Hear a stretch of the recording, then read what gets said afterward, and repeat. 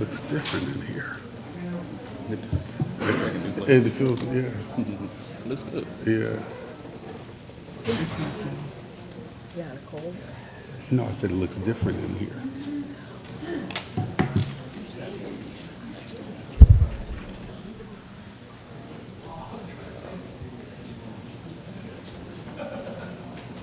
Is the video better? Yeah. Her name's gonna come to me once that. Yeah, pretty much. Carol. Porter, Porter. Yeah. I'm surprised when they built this, they didn't put the dais over there. So that way it's shining in. It's better.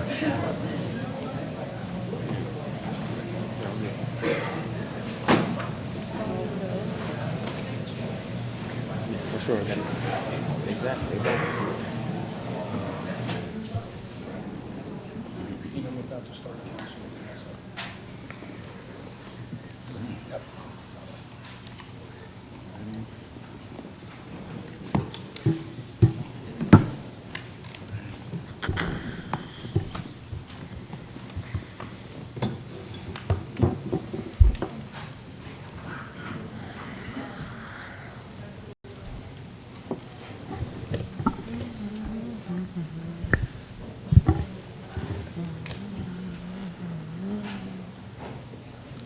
Oh, they did get the TV mounted. Yeah, I just noticed that too. They must have done a lot of work yesterday. Yeah.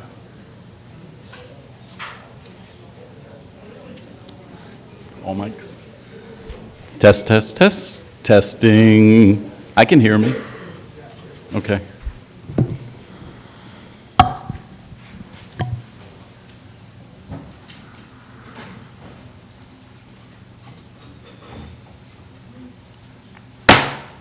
I call this meeting the order of Chester City Council Wednesday, April 24th, 2024. We're going to open this meeting as we always do with prayer and a pledge of allegiance. This morning's prayer will be delivered to us by Reverend Sylvia J. Diggs. She's a Chester chaplain, Chester Police Chaplain Corps, a member there, and also pastor of the First African Methodist Episcopal Church of Sharon Hill. Good morning. All rise. First, Lord, we want to thank you for blessing us this day, that we may come and do the business of the city of Chester. Lord, we ask you to bless the mayor, the cabinet, that they will continue to do the work that is for the betterment of this city and for the citizens. This we ask. Amen. Amen. I pledge allegiance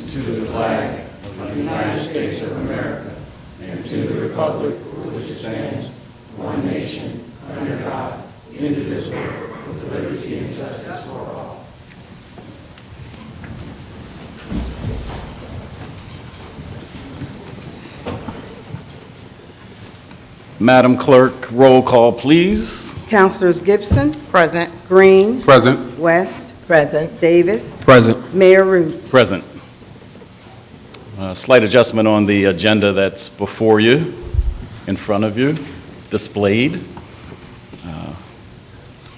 This is where we'll be approving our minutes. So can I have a motion to approve the minutes from March 13th and March 27th? So moved. Second. Any questions, comments, edits, adjustments? Hearing none. Madam Clerk? Councilors Gibson, Yes. Green, Yes. West, Yes. Davis, Yes. Mayor Roots. Yes. At this point, public comments for agenda items only. Agenda items only.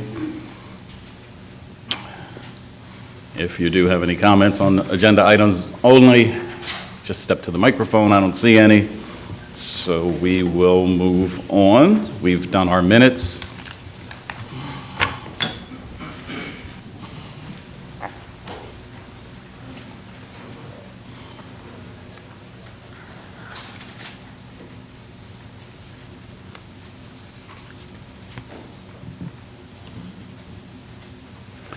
Communications, Chief, what's the communications piece? I know we have none. None, okay.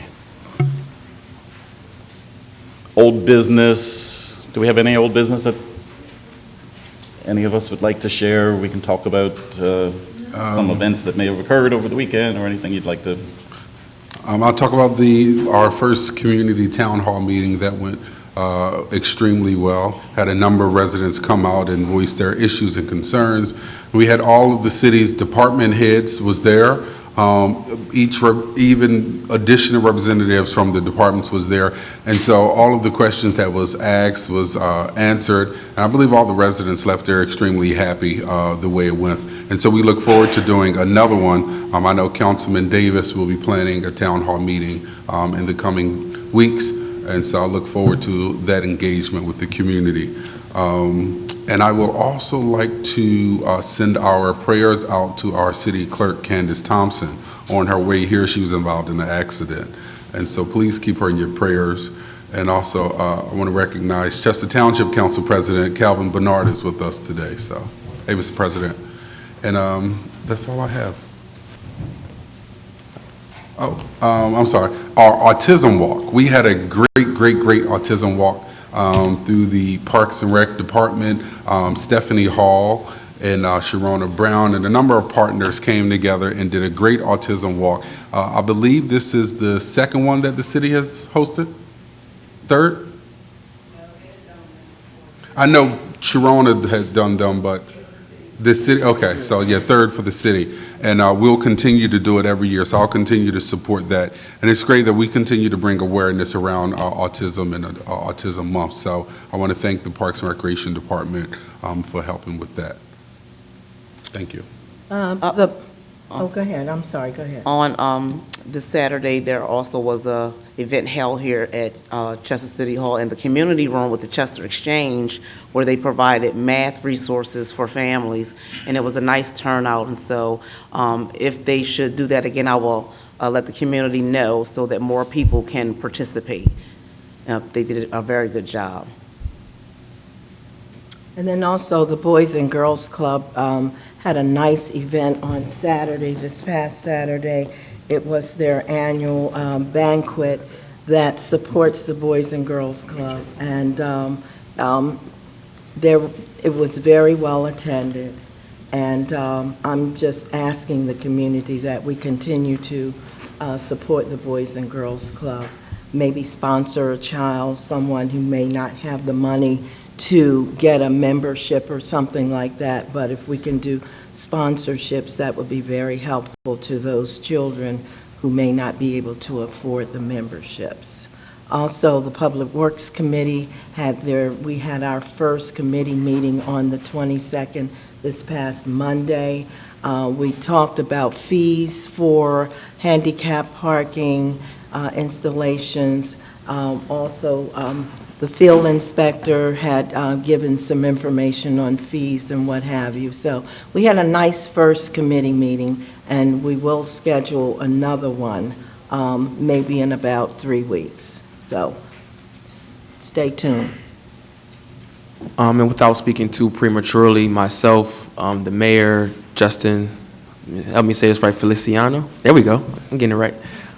Madam Hall, Stephanie Hall, we all had a conversation with the Nile Swim Club out in Yaden, Pennsylvania, to try to get some conversation started about some swimming safety instruction that we're trying to get in the community this summer and the upcoming years to come, as well as some different swimming recreation for our youth in our community. That's something that I feel as though is very important, which is why myself and the mayor wanted to coordinate that outreach so that way we can, promote safety in our community. As we know, we had a tragic incident happen in our own river a few weeks ago.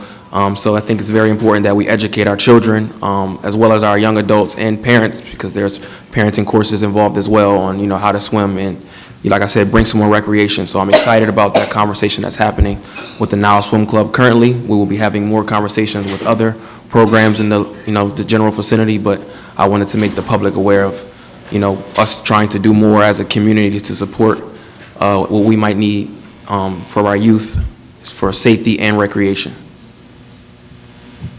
All right, great. I guess it's my turn. I'll just fill in the blanks. They've checked off half my list here.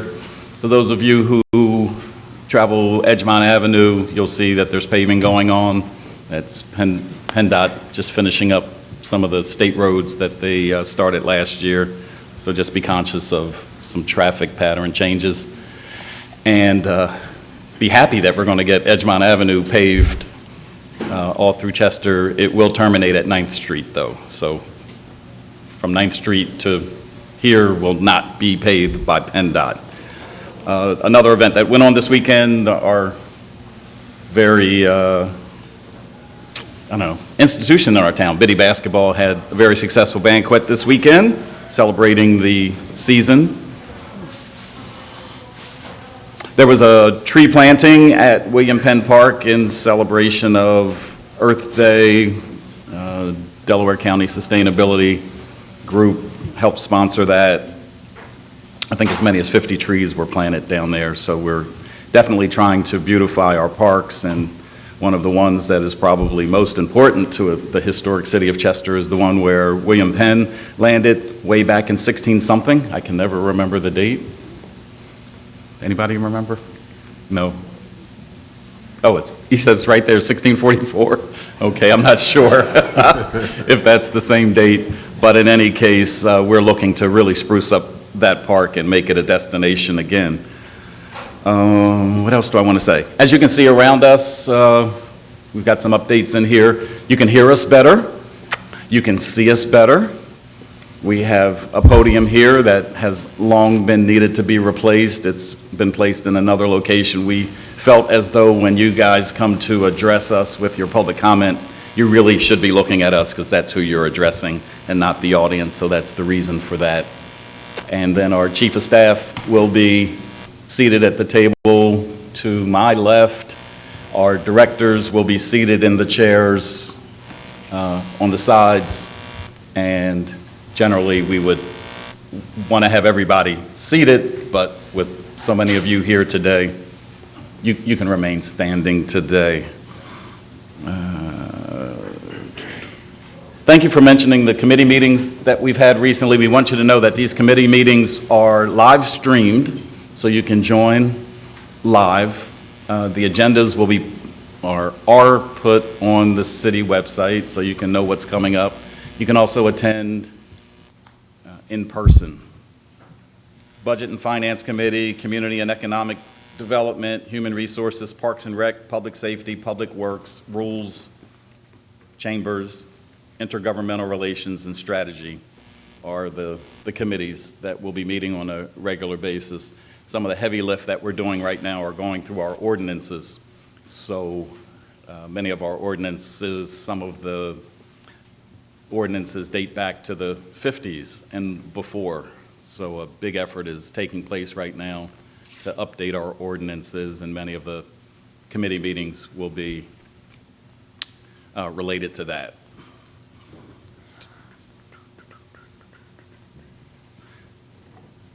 I'd like to welcome back Sean Drawn. Welcome.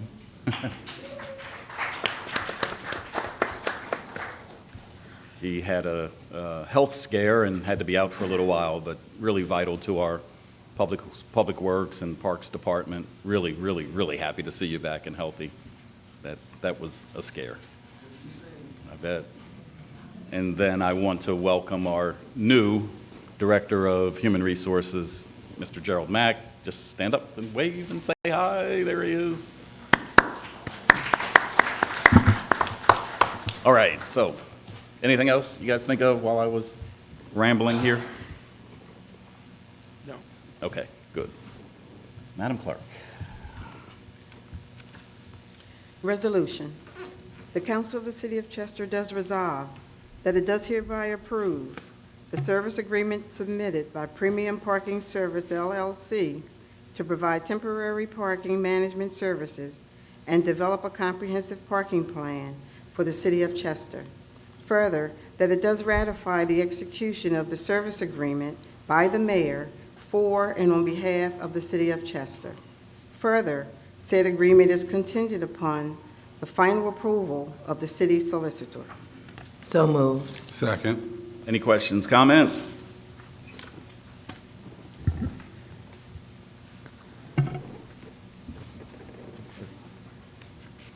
Councilors Gibson, Yes. Green, Yes. West, Yes. Davis, Yes. Mayor Roots. Yes. Resolution. The Council of the City of Chester does resolve that it does hereby appoint Benita E. Taylor as a member of the Chester Economic Development Authority, term to expire December 31st, 2028. So moved. Second. Any questions, any comments? Madam Clerk? Councilors Gibson, Yes. Green, Yes. West, Yes. Davis, Yes. Mayor Roots. Yes. Resolution. Whereas the City of Chester hired Gerald Mack for the full-time Director of Human Resources effective April 22nd, 2024, for 37.5 hours per week with no benefits and a 60-day probationary period. And whereas said employment is contingent upon said individual successfully completing a 60-day probation from the date of hire.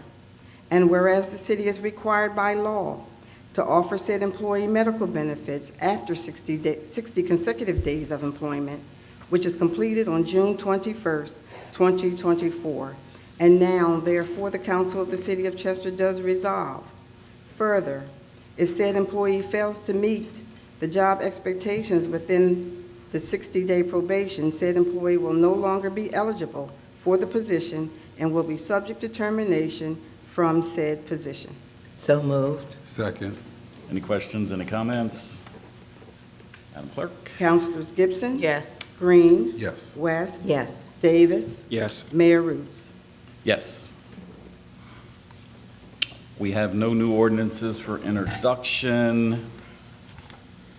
We have no resolutions for introductions. In our last meeting, I took the liberty, which I will not take again, of reporting on our committees for committees that had nothing to report. Upon further review, it's important for the chairs of these committees to at least have an opportunity to add anything they'd like to add today with regard to their committees to share with the public. So we'll start with our Budget and Finance Committee, Chair Davis. Thank you, Mr. Mayor. So the Budget and Finance Committee met this past Monday in regards to the fee ordinance that we're trying to pass, in regards to all the fees that are associated with all the departments of the city. We did table that discussion again for a month from today, which will be, I believe, April 20th. Is a Monday's month away. And we did that, May. Thank you, everyone. And we did that because we need to go through all the fees for every department, and I think it's only fair that each department has at least a week or a week and a half time to thoroughly analyze the fees that they're charging so that we can come up with a comprehensive plan for the city as a whole. And so that's the reason being that we tabled that discussion, as well as an ordinance that came out, December 31st, 1989. We also tabled that one as well because the numbers for that tax abatement come from the year 1989. And of course, that's not going to be relevant or helpful to 2024. So we need our Chief Financial Officer, Mr. Lathrop, myself, the mayor, and the finance department to actually dive deep into those numbers to explain why we're going about those tax abatements and how much we decide to use as far as percentages. So that was the table, ordinance was tabled as well. And there's no new news in regards to the Budget and Finance Committee other than those two table, one ordinance fees and the second being a tax abatement ordinance. So, thank you. Thank you. I forgot to mention, I think I kind of jumped ahead in talking about the Public Works Committee meeting this past Monday, but we also had an overview or a report submitted on the ARPA and non-ARPA projects that the city is engaged in. And there are several projects that are near completion. And Mr. Justin, is Justin? Which one? Feliciano. No, No? not Feliciana. Not Tajir, I'm sorry. I keep calling you Justin, I'm sorry. but he gave a good report on those projects that are near completion. And so just to let you know that the projects are moving forward, and we'll have a better detailed report at the next council meeting. Thank you. Chair Gibson, do you have anything to report for the Community and Economic Development Committee? No, we have not met, but we are in the works of scheduling a meeting soon after further conversation with Mr. Leitner. Thank you. And Chair Green, Parks and Recreation Committee. I don't have anything to report on the Parks and Recreation Committee, but I did meet on the Public Works Committee, and that meeting went really well. And I can't really stress this enough. It is extremely important that the community and residents, if you get a chance to come out to these committee meetings, and I know it's something new for the community, but it's also new to City Council. But it's extremely important that we have your input as we go through the ordinances and as we begin to update the fees throughout the city. It's going to be really good that we have the input of the community so that one day you don't wake up and say, oh, wow, they increased this fee, or, oh, they done changed the fee. Well, it's important that we have your input as we go through this fee structure and as we begin to change the fees. And anything that is going to come before council, we'll talk about it at the committee meetings. And so it's important that you get a chance to come. And if you don't get a chance to come, I did request that all of our public meetings be live streamed now. And so all of our meetings will now be live streamed, our deliberative meetings and our committee meetings. So if you don't get a chance to attend, you will get a chance to watch it online. So, and while I'm speaking, I do want to give credit to Chief Leitner and the rest of the team and all the department heads, because they are working extremely hard to make improvements and to really turn this city around and change the way this city government operates. And so I believe in giving credit when credit is due. And Chief Leitner, I want to give you credit. Job well done, and continue to do the work of the people. So.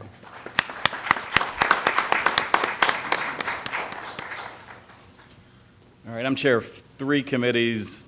None of them have met since the last council meeting. And I'm not going to read off the names of the committees because they're up there on the screen. But we have had meetings with, I have had meetings with the fire department in particular on some of the ordinances that we'll be bringing forward. And many of the discussions that are had with regard to Human Resources Administration and appointments, rules, intergovernmental relations, strategy committee, things could pop up at any time. So, but nothing has been, none of the 3 committees that I've chaired has met since the last council meeting. Thank you all for your reports. Up next is a controller's report. Quarterly report from our controller, Ms. Joy Taylor. Good morning. Good morning, Mayor, Council. Can you hear me? Yes. Okay, perfect. Good morning, Mayor, Council, and members of the public. This morning, I'm just going to review a report that was emailed to Mayor and Council, so they are in receipt of it, but I wanted to make sure that the general public was aware of it as well. The city's pension plans get audited twice a year.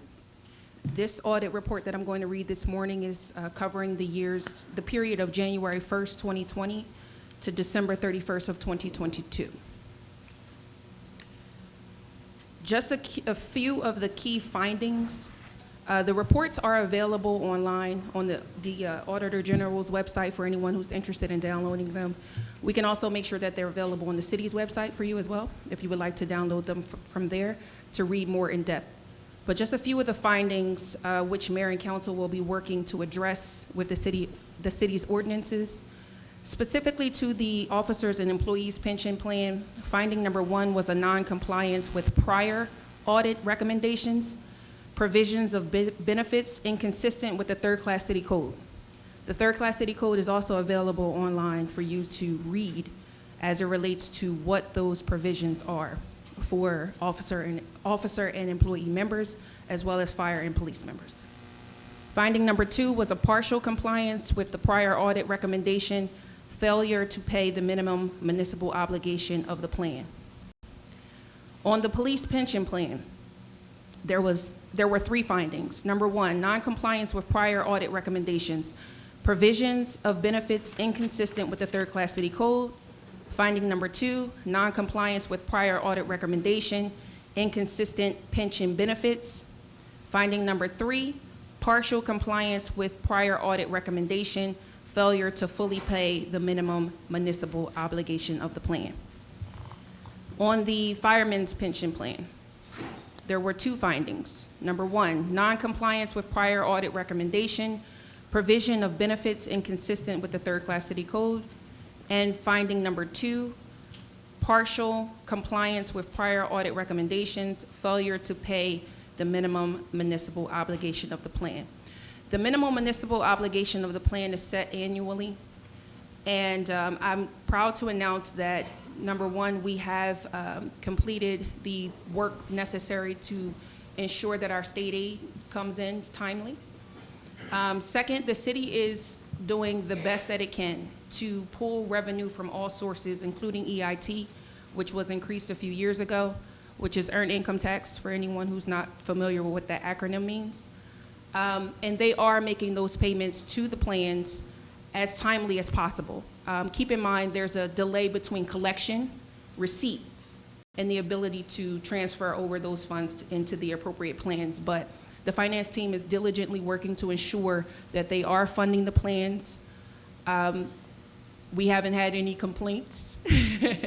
And I'm really proud of the work that the finance team is doing to ensure that all of our retirees are continuing to receive their benefits, as well as our human resources team. Prior to the hiring of the new director, both Anise and Janelle were working diligently to ensure that medical benefits were being transferred. I should say retirees were being placed on the proper plans relative to their age and eligibility for the varying different medical premiums that are available to our retirees. So I want to also give kudos to those ladies for the hard work that they have been doing. And again, the finance team as well. As we get ready to go into the next quarter, my hope is that I'll be able to report out on the reconciliation of member contributions from 2023. Those are still in limbo right now due to some complications with determining or dissecting, I should say, some of the data that we're pulling from the software. But my hope is that in the next quarter, we'll be able to successfully report out on reconciliations from 2023 and give a partial update on where we stand for mid-year for 2024. And that concludes my report. Excellent. Any questions or comments from council?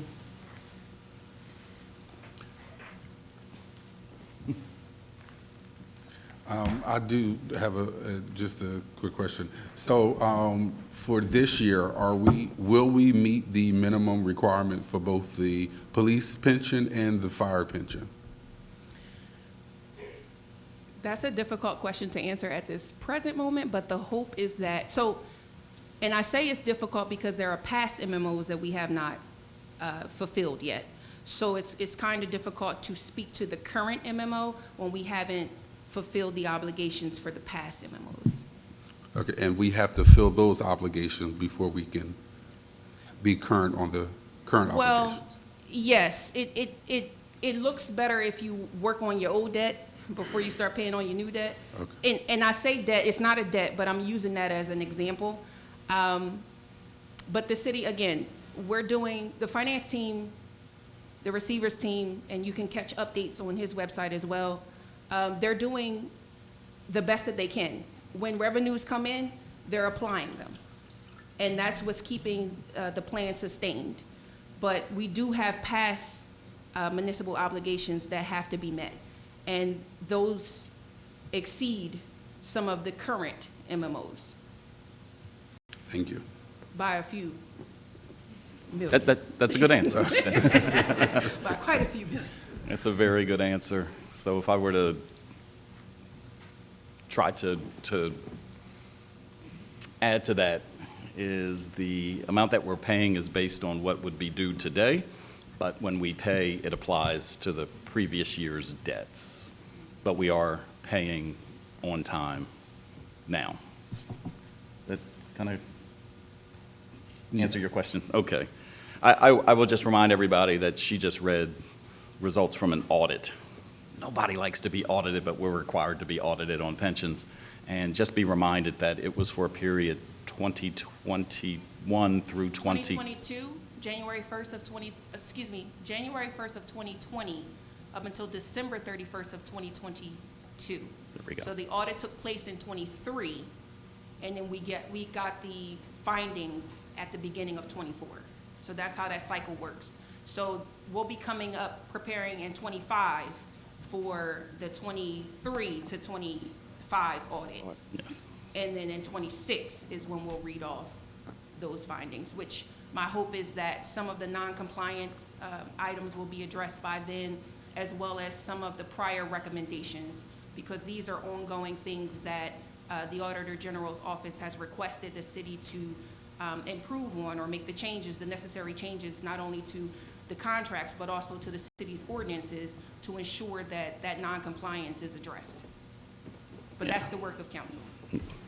So that's very important to understand too, that, you know, these audits are reporting on activity that occurred several years prior to now.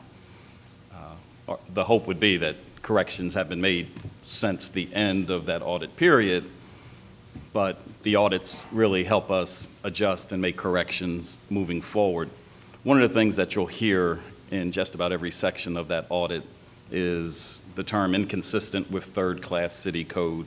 We'll probably see that in every audit, even if the audit was perfect, because the city has its own ordinances, but to the extent that we aren't looking good on an audit, it's always good for the auditors to fall back on the third-class city code as a basis for how all work and, you know, how we should operate.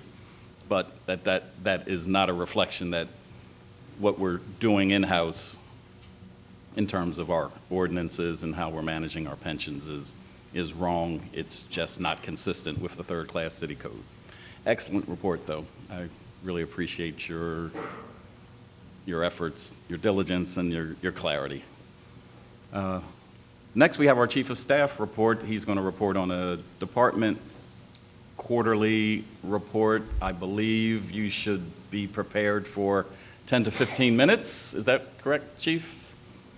We'll see. Okay, we'll see. We'll see how that works out. All right, so it will be displayed as a PowerPoint presentation that you can follow on the screens above.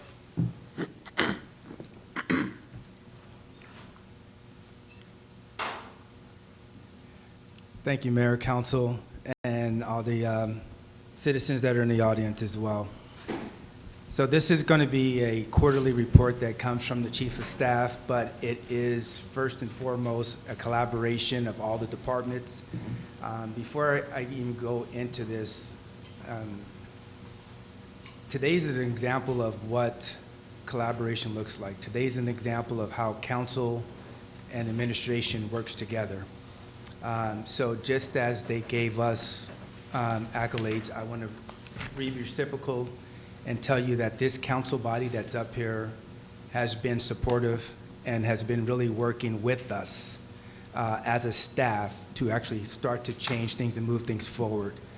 I've been doing this for about 17 years, and I would tell you that this body, this council body right now, is one of the first bodies that I've seen that actually has really dug in and started really getting involved with the ordinances. So I want to tell you guys thank you for your support and your eagerness to really want to look at these ordinances and really work with the staff, so thank you as well. I also want to say to the staff that's here, as Councilman Green said, the staff is working hard. The staff is in the audience. They're behind me on my left as well. I know I drive them a little nuts and really pushing them, but we are at a point right now that you see the changes that are happening, and we always tell them we got to fix our own house first. So there's things we're working on internally, and you will see that through this quarterly report. But I want to commend the staff and tell you guys thank you. You're doing a great job, and there's still more to come in the second quarter, so don't get too relaxed. But thank you guys for everything that you've been doing. So this first quarterly report here is just going to be a summary of the various departments of what we've been doing only in the first quarter. This is not going back previous years. It's only from January, February, and March. So I'm going to start with the health department. I don't have the health department slides up here, but just to give you a highlight what happened in the first quarter with our health department. They had vaccine clinics every month throughout the city. They've done a total shots for residents in the first quarter were about 87. Blood pressure screenings in the first quarter, they completed about 75. They continue to conduct and host and manage the Health Bureau or the Health Department committee meetings to discuss health, community health, working with the county and their health department and dealing with animal bites, dealing with communicable diseases. And as many of you know, some of the major diseases within the city of Chester are diabetes and cancer. They're working internally with the staff, but they're also working with the county as well to address these issues and provide training, provide opportunities for educational seminars for our citizens to take advantage of that and understand that these are some of the leading causes of death per 100,000 within the city of Chester. So when these trainings come up, Ms. Rosetta Carter is working hard to really make sure that these trainings are available. And I would encourage you, when these trainings are there, that you encourage your neighbors and the citizens, especially if you know there's leading causes of death here with diabetes, cancer, and things like that, that they participate in the training. So we're going to go over some operational highlights and some of the executions that are happening, starting with finance, or I would say our grants. Right now, the city of Chester, we have a grants writer. Asia Pierce is our grant manager, I should say. We have roughly about $1.3 million of total grants that are what we call reimbursable. What you also will see that we applied for, if you look up on the screen there, it might be hard to see in the fourth column there, we applied for another grant with Senator Casey's office of $450,000. That's for cameras citywide. It also has helped with police, with cameras, with LPRs, what we call license plate readers. We also received from DEP what we call a pollution fine grant, which is when the pollution fines happen, we're reciprocal of those funds. So we received that of about $12,500. And we also are looking at some other grants as well. But that's what's happening with our grants. You can see this is just a small breakdown of what we have currently going on with that. But overall, the city itself, we have about $7 million in grants that she's currently managing right now. But this is only the first quarter, and this is what we wanted you to get a snapshot of what's happening in the first quarter. ARPA, that's the American Rescue Plan grant. Many people have talked about that. You know that we received about $30 million overall. What we have currently listed, what we call obligated, is about 15.5 million that's obligated, and what we have unobligated is about 14 million. When we say unobligated, we don't mean that that money is available. The money has all been budgeted for. When we say obligated, as you know, that by the end of this year, we have to have the money under contract. So we have, when you see there on the first line, projects not started. There's projects that are in the ARPA budget. There's 12 of them. They're in the process of being started. We do have to send these projects out for bid, but they were in the process of doing that. We have less than 50% of the projects that are completed and about the other 50% that are completed.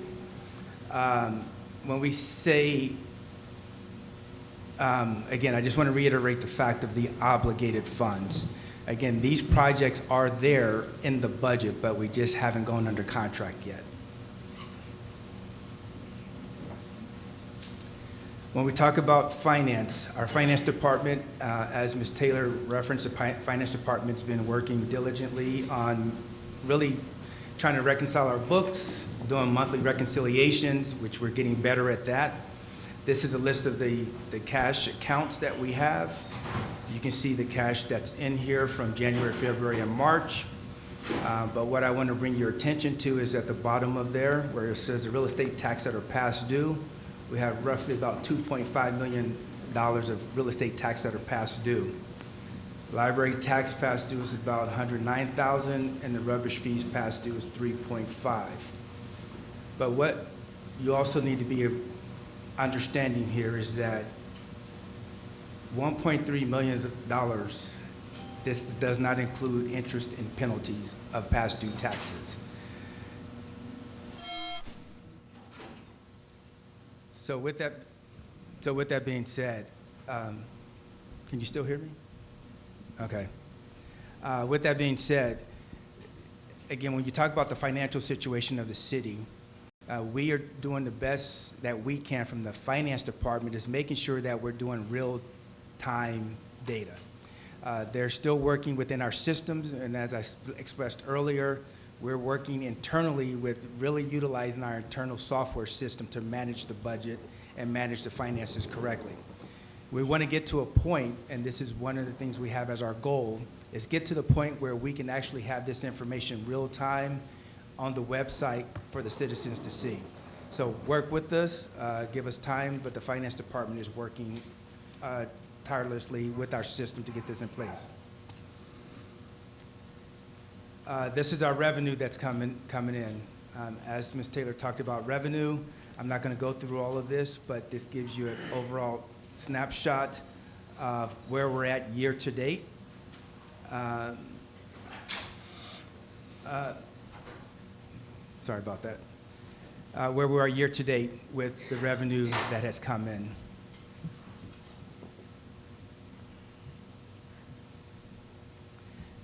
Our expenditures are going to be broken down into 2 slides here. Here's the first 2 slides, or the first slide. Again, this is giving you an idea of what we've been expending, again, year to date in the different areas from the different departments. As you can also see here, we're trying to break it down by departments. We want every department to be able to manage their budget. Again, this is a work in progress. We're refining this each day as we go through, but this is an early snapshot of what it looks like year to date.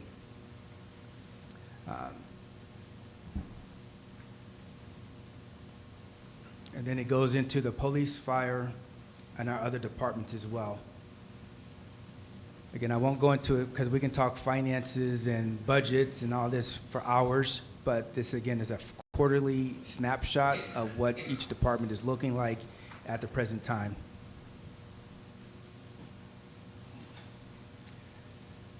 Moving into our fire department. Fire department here, again, I won't go through each line item, but it gives you a snapshot here of major incidents that have happened within the fire department, from building fires to vehicle fires, motor vehicle accidents, and assist with EMS calls. Fire incidents from January to March 31st. You can see there's about 166 EMS calls and false alarms, 215. When we talk about false alarms, I do want to reiterate this fact here. False alarms, it is important that we really push with our commercial businesses and as well as the residents. Having proper smoke detectors, having proper notification with your alarms, but this is time that fire department has to, again, move out, go to some place, and it's a false alarm. Again, we're not saying that we don't want to do that because, again, it's still better be safe than sorry, but you need to understand that fire just doesn't respond to fires. They respond to all types of incidents here. So we call them the all hazmat team. But here's just, again, a short breakdown of what has happened only in the first quarter. So it looks like about 613 incidents that they've responded to from January to March. Also, some things that have happened with the fire, they've gone through a renovation in their Station 82.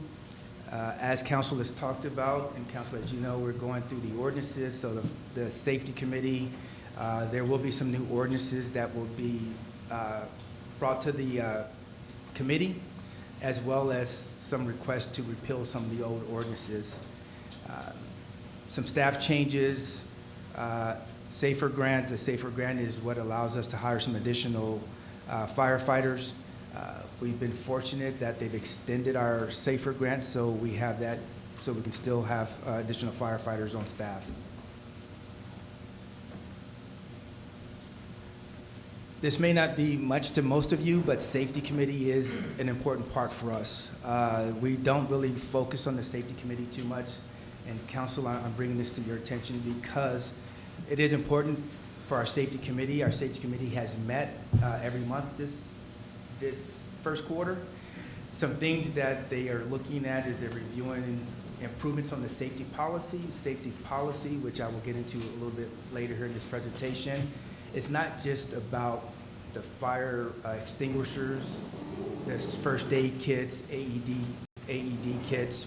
It's also about workers' comp. It's also about safety for the employees that are working within the building, training, education, safe operating procedures for our public works and our parks department, and also communication and engagement to make sure that we're expressing the importance of safety. You know, when we have employees get injured, they're out, and that decreases our work staff. So the safety committee has really stepped up their game this first quarter. The plan is they're going to be offering a first aid training, I think sometime in the next month. They're trying to get first aid training available for the staff. We have these beautiful AED kits on the wall, but if people don't know how to use them, and we need to get people trained on that. So safety committee's actively involved. When we talk about that, like I said I will tie this into, here's where we're at with the employee status. From our HR department, we've had new hires. Roughly, we've had 22 hires. This is including all the departments from police to public works, parks, and internal city hall. We've also been working since last year on onboarding process. We're continuing to refine that onboarding process for the employees. So HR's been doing good at that. 6 out of the 7 employees that have started this first quarter have been onboarded and gone through our onboarding training process. The other thing you will see right below there, the other graph there is our terminations from voluntary to involuntary to other. First quarter, what you're seeing there is we have roughly 10 or so that were voluntarily left and moved on to other opportunities, and we had roughly about 2 that were involuntary. When we say other, that's, I think we had 1 retirement that took place as well, and I think that was in police, right? Yeah, 1 retirement, yeah. Workers' comp, we have 11 individuals that are currently on workers' comp. We have 1, is that correct? 1 that's on heart and lung? 3 on heart and lung.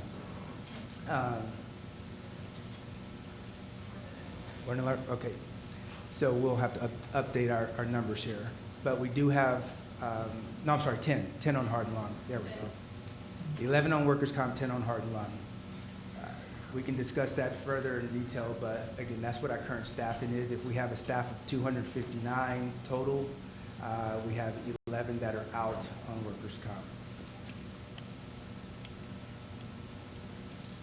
Moving into our building standards, safety, community and economic development, or L&I. Here's where we are with our total numbers of permits. Roughly over 150 residential permits that are open. We have roughly about 50 or so that are closed, and we have about over 100 that are pending. That's on the residential side. Our commercial permitting is a little slow as of now, but it's going to start picking up. This is about the time things are starting to pick up for permits. When you look at the inspections, we have roughly, this is for our systematics, our rental registration program. There's about 531 inspection for pre-sales. From a systematic standpoint, there's about 120, systematics, we have about 531. Pre-sales, we have about 56 or so that are scheduled. Our permitting, our rental registration department, when you're talking about these inspections, they do get them scheduled. But at the same time, the inspection just is, you do the inspection, but every time the inspection happens, it doesn't always get complied on the first inspection, which means that it goes into a re-inspection, and sometimes it could be 3 and 4 inspections, re-inspections. So when you hear the constituents talk about that, we're trying to make sure, and we're really working with our inspectors to make sure that when they go do the initial inspection, that let's be smart about doing that re-inspection, and we really want to encourage the owners of the property, before you schedule this re-inspection, make sure that you're ready for it, because that initial cost of the rental registration includes a re-inspection cost. Anything after that re-inspection, that initial free re-inspection, it is an additional cost. So we really want to work with the residents and the owners of the property to make sure that they're prepared for the re-inspection. Registration data. Before I jump into that, the next column up, the graph you see there is the magistrate hearings. We're starting to track this more so than we did in the past. When we don't get compliance with the inspections, we do try to work with them. If they don't comply, we take them to the magistrate. We're doing a better job in tracking this, but as you can see, we have over 55% of them that we've taken have closed. However, we're not looking for the fines, we're more so looking for the compliance of the property. But even after they go to the magistrate, they may put a fine on them, and you can see what the number is of the fine, but it doesn't necessarily comply to the property. So there's just some data right now. It's really being refined, but we're starting to keep track of that as well. This is important to you as council, because as we keep track of the magistrates and what's happening in those magistrates, we want to bring that information to you so that you can help with addressing that with the elected officials, the judges, and the magistrates to help us gain compliance on these properties. Registration data. I really want to bring this to your attention as well. We talked about who owns these properties. We are still refining the data as we go through it. But in Chester, you see there's about 1,400 that are property owners in Chester. When I say NPA, which is not in Chester, that's about 1,500 that are registered that are, again, in Pennsylvania, but not Chester. And you can see the other numbers from there, from New Jersey to New York and to Delaware and other states. So you can see the number of property owners that have these rental properties. This is what the data looks like of these people that are, again, owning these properties are not local. Like I said, this is our first quarter report. We are still in the process of utilizing our system to refine this data to have it as more accurate as possible. Public Works. Public Works, as you know, they have the window downstairs. They have about 250 walk-in visitors within the first quarter. These are some of the issues that come up in the window when people come up to Public Works to address. These are some of the inspections that they deal with, handicapped to dumpsters to street opening and curb and sidewalk. And this is just the data, the number of permits that have come in. I believe these numbers are low because as we go through the city, we know that there's more people doing work out there than what's showing. And I know darn well there's more than 13 dumpsters out there in the street. So we can only catch, I know our inspector that we have in Public Works is doing the best that he can when he's out there to catch some of these violators. But this is what we've actually had in the first quarter that actually came in for permits. The other thing we're doing from the departments is trying to really collaborate together with the departments. So when we talk about the rental registration inspectors, and we just now,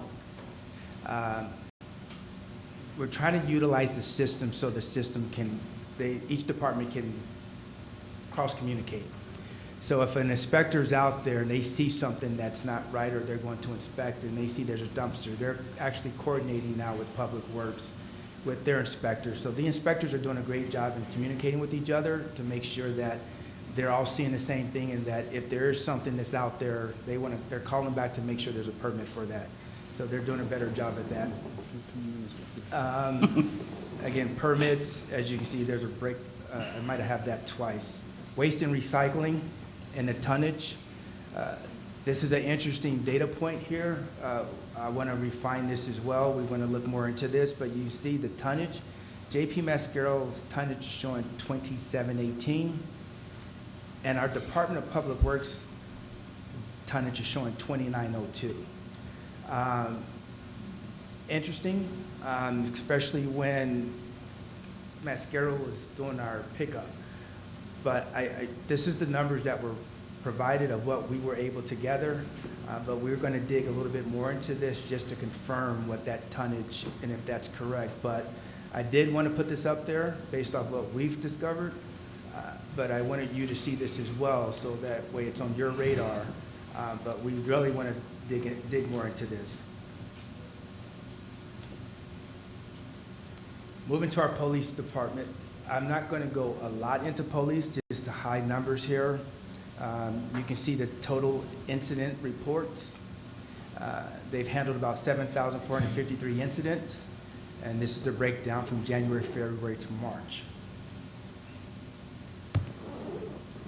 And she's saying, what are these incidents? Here's a breakdown of what some of these incidents are. You have the Part 1 crimes from January, February, and March. And then Commish has broke this down even further based off homicides, assaults, burglary, robbery, and vehicle thefts. These numbers, again, I will make sure you have these slides for your review to dig more into this, but this is just a high-level overview in the first quarter of what police has accomplished as well. Moving to our planning and zoning department. Planning and zoning, as you know, has gone through some changes. We have Ms. Joan Mill now that is working with you all. Ms. Kim Pendergardner has moved over to become the zoning supervisor. We've just now hired a zoning officer. I believe he's here. Where's he at? There he is. And just started last week? Monday, this Monday. You're like our veteran already. So he just started, so his role, and I want to bring this up here, even though it's not in the first quarter, but his role will be also out there as well as enforcing the zoning ordinance.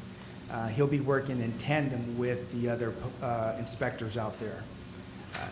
But what's happened so far in the first quarter from the zoning hearing, there's been one zoning hearing board hearing, as you're aware. The Planning Commission, there was one review. We had 12 projects that were approved by rights, and we're still on the search for a planning director. We also brought in our, as you all know, you approved the contract for the engineering firm, and David Schwartz is right here in the front. He's been serving as our engineer, and they are here today as well, just to be a part of this, but they're also working, they're gonna be working with Kim and Public Works on really refining our plan review process.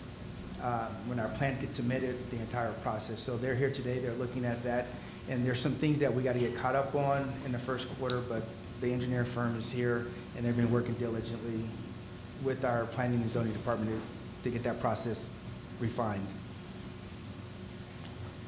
IT, as you all know, you can see the changes in here. This is a precursor of what we're planning for in the future. Our mic systems are better. Our visual aids here So IT, Tracy has been really working with getting our infrastructure together. But more importantly, as you all know, we've been hacked several times, so our infrastructure is being worked on. When we talk about the domain migration, this is one of the things that we talked about in reference to going from a .com to a .gov. First quarter, we got approved for the .gov. We are in the process of getting that migration to take place. All the equipment for the network upgrade has been ordered, and it's slowly starting to arrive. You see that, that's why the gates and stuff are locked in certain areas, because the equipment is starting to arrive so we can start the migration and the network upgrade. One of the other things he's done as well is that he moved our server room, so now our server room, it's not completely done, but it's the beginning process for when the new equipment comes in, that we can start building that internal infrastructure to enhance not only the domain migration, but also the security system as well. He's done a great job in cleaning out the old badge system, revamping that. That system is over 30 years old. We can't completely do that migration until we get the infrastructure built internally, but he's cleaned it up enough that it's keeping us, we can keep our fingers crossed that it won't crash on us right now. So that's where we're at from the security badge process. And also, as you know, from the security standpoint, there are some internally wiring that has to be done. He's got the contract or the quotes together for that to, again, start that entire migration to take place. I have a mistitle on this slide, but this is the actual ARPA breakdown of projects underway. As you can see there's quite a few projects that are underway here. I'm not going to go into all of this here, but these are a list of all the projects currently that are part of the ARPA process, and it tells you the amount of the dollars that are allocated for this. And this is just another breakdown of the different projects in detail of the previous slide that was there before. So in essence, I can't cover, we've covered just the basic high levels of what's been happening in the first quarter. There's been a lot of moving parts. Again, as we go through these changes, it's requiring the staff to change as well. We looked at adjusting some of the staff members. We've had some staff members move to different locations. We've also brought on some additional staff as well.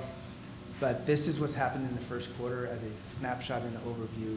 So at this point in time, I will end the presentation at this point. If there's questions, I'd be happy to answer any questions you may have. Any questions, council? Comments? I do just have a question. You listed, I believe it's $2+ million or something with completed projects. What are the current completed projects for ARPA? Okay.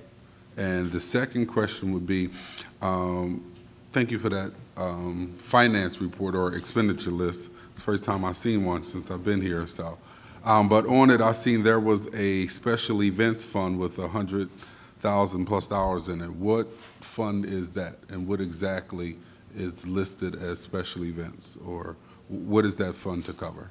Okay, so let me answer your first question first. If you look up on your slide there, this is what's showing completed.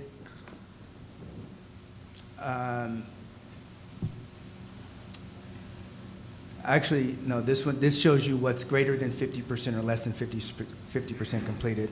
But I do have a list of the completed projects, and I can get that to you. I thought I put it on here, but I didn't. As far as the special event fund goes, the special event fund, that was a fund that has been around for a while. Some of that special event fund is where we took some of the funds for, where we talked about for council's use. That's also where we're using the funds to pay for the fireworks. And I believe that's also Mother's Day. There might be some expenditures that come from Mother's Day, but we haven't really defined what that fund was. That was a fund that was just a lot of, previously, it was when fundraising took place, that those funds went into there. But we are looking at how do we really define what that fund can be used for. Okay, you have a history, yeah, you have a history of that. So the Special Events Fund was originally created for special events taking place from public affairs. So the Ramble was funded out of there. The Mayor Scholars Awards Dinner was funded from there. Special events such as Fourth of July, any events that we held in the park for the public, those funds, that fund was created so that fundraising efforts could be funded to that particular account and dispersed to city special events in particular. Okay. So has that money been, all of it has been allocated, or is it just some of it been allocated? Just some of it. And I would also add that though the money is there on paper, it may not have actually been the full amount obligated to that particular account for a project because, as you know, in the past few years, we haven't had a Ramble. So there was no reason to, or a Chesterfest as we renamed it, so there was no reason to allocate additional funds towards that particular account because we knew that we weren't going to be expending those funds from that account and we could circulate them somewhere else to another department that may have needed them. And this also ties into when I was talking to council before about while we're looking at these accounts, and we really need to put policies and procedures, like you guys passed that one policy on the account. Some of these accounts, as we're starting to really dig into them, we need to put policies behind what these accounts are for, what they can be used for.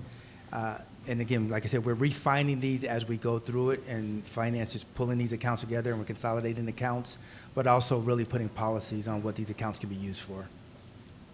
Thank you. Will the council be able to get a copy of your quarterly report? Absolutely.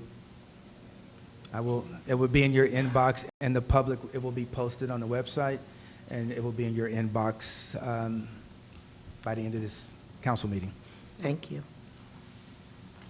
I just have a few And I'm sorry, one more thing. You will start receiving a monthly finance report as well. That will be coming to you monthly. We're just, again, I ask you guys to bear with us. We're trying to refine it. I'd rather us take a little time to refine it a little better before we get it to you, because like the questions you're asking, I want to have answers to them. So what are we in now? I forget what month we're in, April? So you'll have your first one in May, your first actual budget finance report in May. It won't be budget to act, that's some of the issue. We're really trying to work on the budget to actual. And that's what I was trying to really push with our finance department and really help everybody understand. That's why we have to utilize our system, our Edmunds system, to really make sure we're doing real live monthly reconciliation, putting the information in. It's not just on finance, it's with all of our departments. We have to start utilizing the system because the system's only going to output what we put in. And if the departments aren't utilizing the system like they should be, you're not getting good data. So we're working on the back end really hard to really make sure that departments utilize the system. But it won't be a budget to actual. I know the receiver's been pushing us hard to get this budget to actual done. It's all hands on deck right now to really make sure we get this done. But you're going to get a breakdown of it, but it won't be the budget to actual.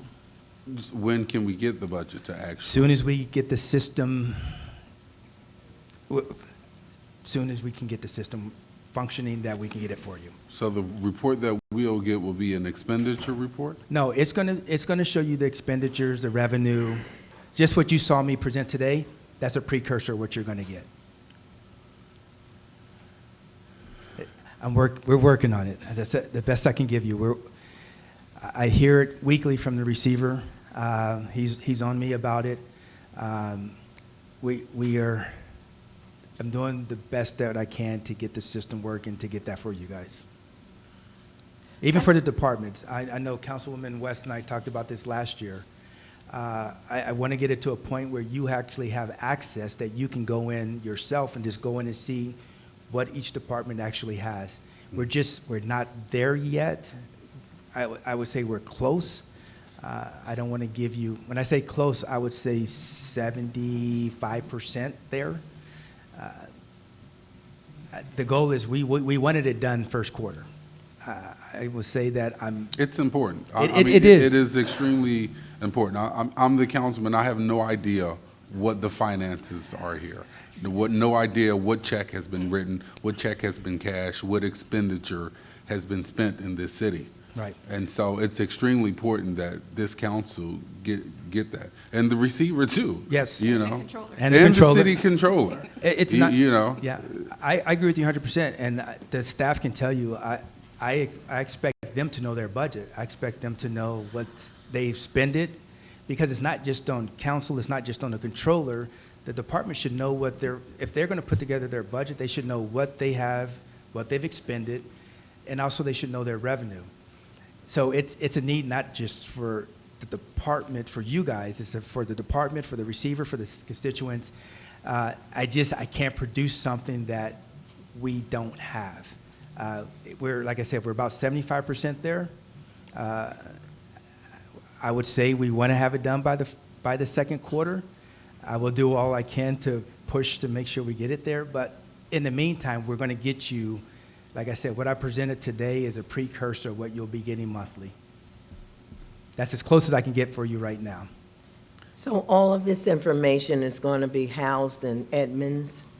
Correct. And then when will the training happen for each department? Because I know there are only a few people who have been trained on Edmonds, and not everybody knows how to use it, so.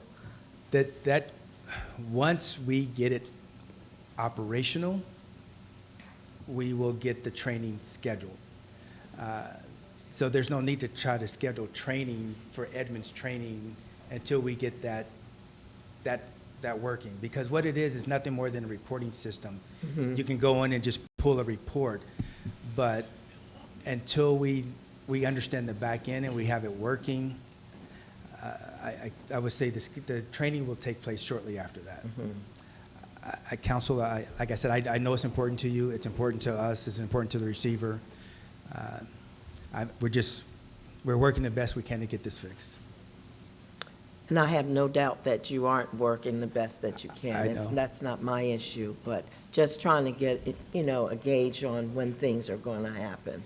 I will tell you that I'm committed to doing what we can to make sure it happens in the second quarter. Thank you. So maybe at the second quarter overview, we'll actually have it. So that's the plan. By the second quarter overview, you should have, if not the perfect product, a product. That sound like a okay answer? I'll take That's it. the best answer I can give you right now. Thank you.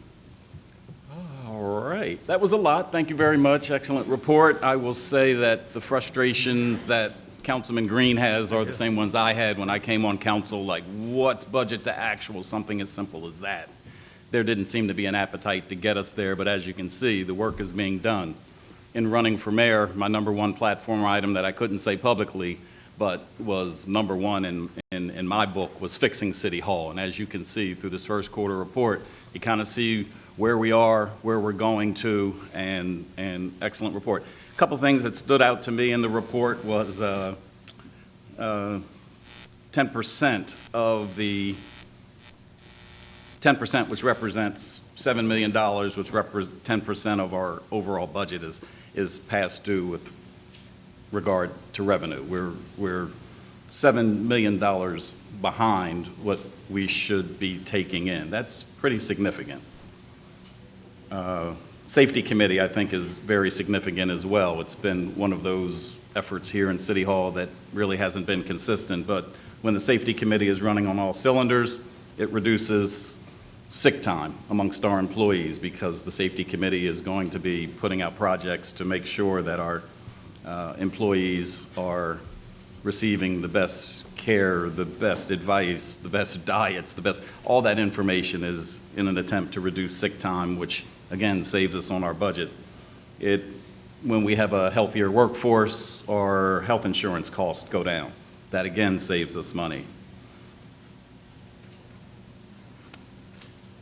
One of the things that really stood out to me from the permit piece was the number of Chester residents that own properties or that are registering properties. It was a relatively low amount compared to the combined numbers of people who own properties in this town, residential, that are living in Pennsylvania, New Jersey, New York, and other places. I constantly hear from you out there that say, you know, gentrification is coming, what's stopping it? I think what we can't dismiss is the fact that not enough Chester people own Chester properties. There's nothing that we can do as a city to stop anybody from coming in town and buying up land, buying up properties, bringing in businesses. We have to get more locals, if that's your intent, to do the same. And just the optics of the presentation itself, I think you used every tool in the book. I love chart science. I believe you cannot manage what you can't measure, and sometimes it takes a bar chart, a pie chart, a graph that's a 3D bar, tables, spreadsheets, whatever it takes to present the data in a way that we can digest it and make decisions upon it is the type of direction we want to go. I have to say this council asks a lot of questions, and we really love that about them. Nothing gets past them, and that's a welcome change from, you know, the council I was on previous to this. So yeah, that's worth clapping. These guys don't miss a beat, so let's keep it up. The type of data that we need to make decisions is the type of data that you just saw in the last 15 minutes. And I'm joking on the 15 minutes, of course. But thank you. That's a quarterly report. You will see it online for those of you who can't see it live. I understand that, you know, the presentation does not show online for those of you who are viewing, so it might have been a little difficult to follow, but please look at chestercity.com. This PowerPoint presentation will be there, as well as the agendas are on. So I understand, I got a comment just while sitting up here that some of the things that I'd mentioned that are on the agenda that we refer to on the screens in front of us, which are convenient for us to see here, is not displayed on the live feed. So you can also pull up the agenda and read along with us while you're watching the live feed. Where are we now? Can I just, You really can. quickly, in the report, you guys seen what the police department and the fire department do. So they respond to hundreds of calls. And so I really want to commend Commissioner Gretzky, Commissioner Shirley, the police department and the fire department for all the work that you guys do. You guys put your life on the line every day for our residents. And I really, really want to thank you and commend you for all of the hard work that you all do. So thank you.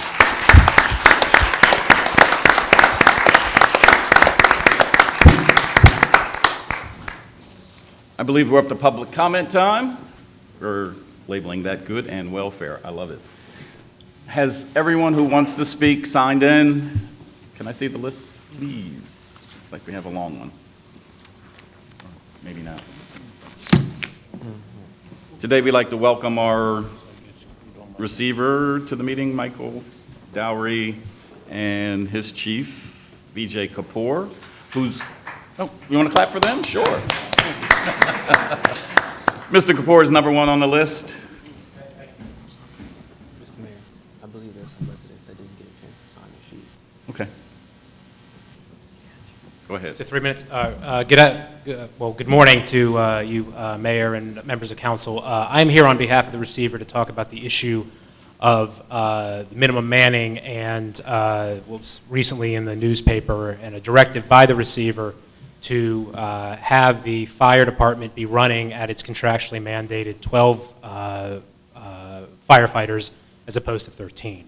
I know this resulted in a Facebook post as well as a news article in the Delco Times, and what I'd like to do here is talk a little bit about what was done, a little bit of the history, and to put some of this in context. So yes, the receiver a couple of days ago did direct the fire department to begin running at 12 minimum manning as per the collective bargaining agreement. When the receiver first came here, the fire department was actually running at 11, and over the past couple of months, we noted a pretty big spike in firefighter overtime. We were not aware that the city had actually moved to a 13. minimum manning, and after a meeting with Commissioner Shirley last week, we understood that that's what had happened. The issue with this is simply one of funding. Right now, the 2024 projection for firefighter overtime is triple what has been budgeted based on what's happening now. If you have a lower minimum manning requirement or a higher minimum manning requirement, it's going to result in additional overtime. And simply the city cannot afford it. To kind of put this in a broader sense here, we have what keeps us up at night, in addition to kind of what goes on day to day, is next year. As we have said several times, the city runs into a fiscal cliff next year. The SAFER grant runs out, which is funding 8 firefighters right now. The city does not have the funding for those additional 8 firefighters. The ARPA return to work and revenue replacement dollars, the ability to use those run out at the end of the year. The city faces a fiscal cliff next year. And our concern is the ability to actually have city operations continue. We're concerned about layoffs. We're concerned about service cuts. What we would like to be able to see is what Chief Leitner has presented here, a continued improvement in city operations. And the city simply cannot afford to spend money that it doesn't have.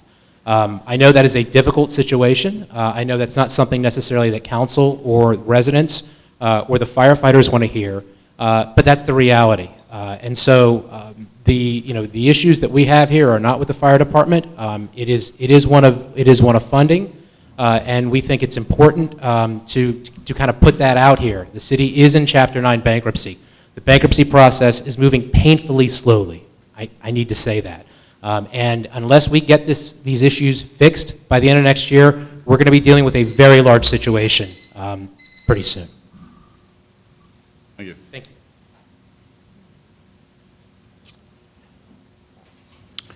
That was the first time using our timer.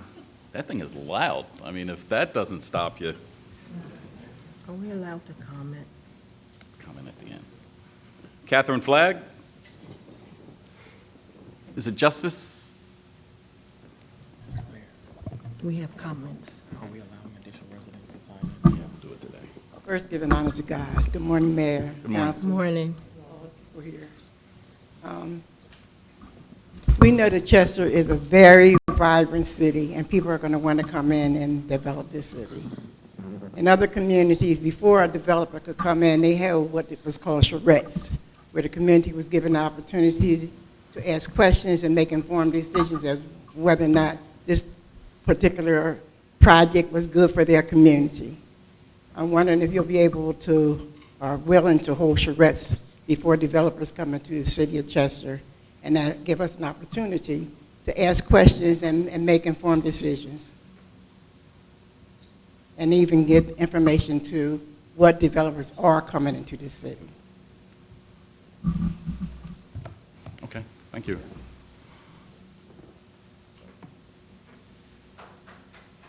Ms. Adelaide Evans. Good morning, Mayor and Council. Good morning. I'm sure. Oh, hold on one second. We're going to do the reset. You're on. Good morning, Mayor and Council. So I have 5 questions. I know that normally questions aren't answered, but these are very important questions. So I'm not sure if everyone is aware that the work for the Stormwater Authority has started over Memorial Park. I first would like to know, was the city officials notified? My second question is, why weren't the residents in that immediate area notified? What is the actual process for notifying the residents in that immediate area? Do we have a completion timeline, and what are their work hours? Thank you. Edward Riley.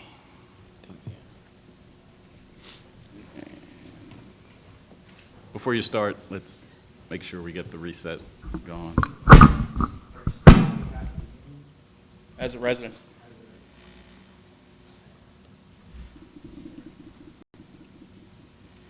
Edward Riley, 137 East Parkway, Chester, PA. I'm here today because I got a phone call that we're cutting manning in the fire department on the west end and shutting down an engine company. What you did, not you, it'd be awkward to stare at BJ, but what happened was you cut our manning from 13 to 12. What that does is shut down an engine company. It shuts down Engine 83. That protects the west end of the city. Square 81 is still there in service with 4 firefighters, but Engine 83 was out of service. Engine 83 was put in service for firefighter protection and protection of the residents, firefighter safety. We use it as a RIT team, a rapid intervention team. Rapid intervention team is there to rescue if a firefighter goes down, God forbid there's a collapse or something. That's what you cut. Not only that is all the apparatus that we have is QRS certified. And that was something that the city did when they did the study. We have an uptick in EMS calls, hundreds of EMS calls. So our apparatus is tied up on EMS calls, not able to respond to fire calls. That truck was put there to relieve some of that. That's gone now. What bothers me is there is life safety decisions being made by people who don't live in this city. And that's wrong. Thank you. Thank you. Ms. Tyra Starr.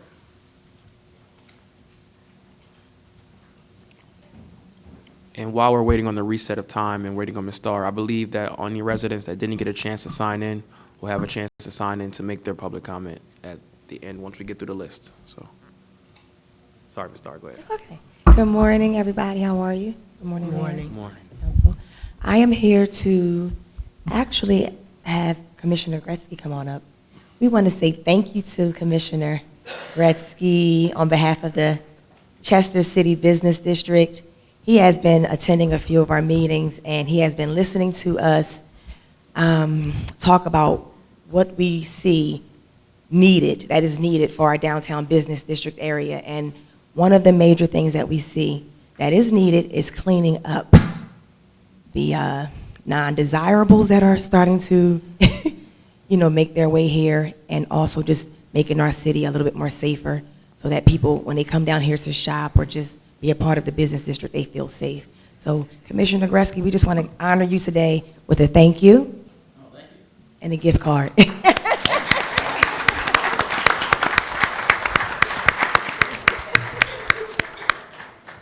So first off, I'm surprised at this. I appreciate it. The business owners, I've heard vent their frustration here when we were in council probably a few months ago. Everyone knows we do more with less, but it's how I operate my plan and put my plan into play. Another thing, if you'll notice, if you look over at Ethel Waters Park, it's clear. There's no more tents. That area is completely clear. I have to give a special shout out to Officer Sabione, who has been working the detail. I wish I'd had my stats prepared, but we've served several bench warrants, several citations, and you can slowly see that the word is getting out. Again, it's no secret, everyone in the city has my cell phone number, my email. I have an open door policy. I will get to you, I promise you, and I do my best to give this city what they need, and that's the proper police services. Thank you.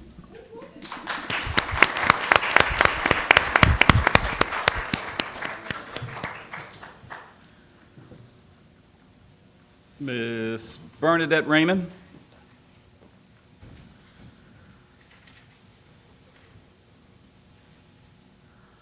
Hi. First of all, I'm here to thank Council and Ms. Rothwell for the services that we complained about and you took care of. So in addition to that, the ladies of Beverly Lane, we provided spaghetti salad, donuts, and homemade cheesecake for you, which he put in the room, and for Mr. Gretzky, as long as he gives me my free hoagie. The other problem is we having a problem also with dogs running loose. And these are big dogs. These are pit bulls. These are dogs that look like wolves. And we're afraid for the children when they're out there playing because these dogs are just running freely. Pooping in your yard, they're not cleaning it up. They're just letting the dogs run. Again, I'm not cleaning up nobody's dog poop. I would put it on your step and let you step out on it. I'm not doing it. So I know there's a law for that. The dog should be on chains or leash, and they should clean up behind them. And alls I want to say again, if this is the kind of government council that we're going to be dealing with, I'm all for it. That's why we're showing you the appreciation today. Keep up the good work. I'm done. Thank you. Thank you.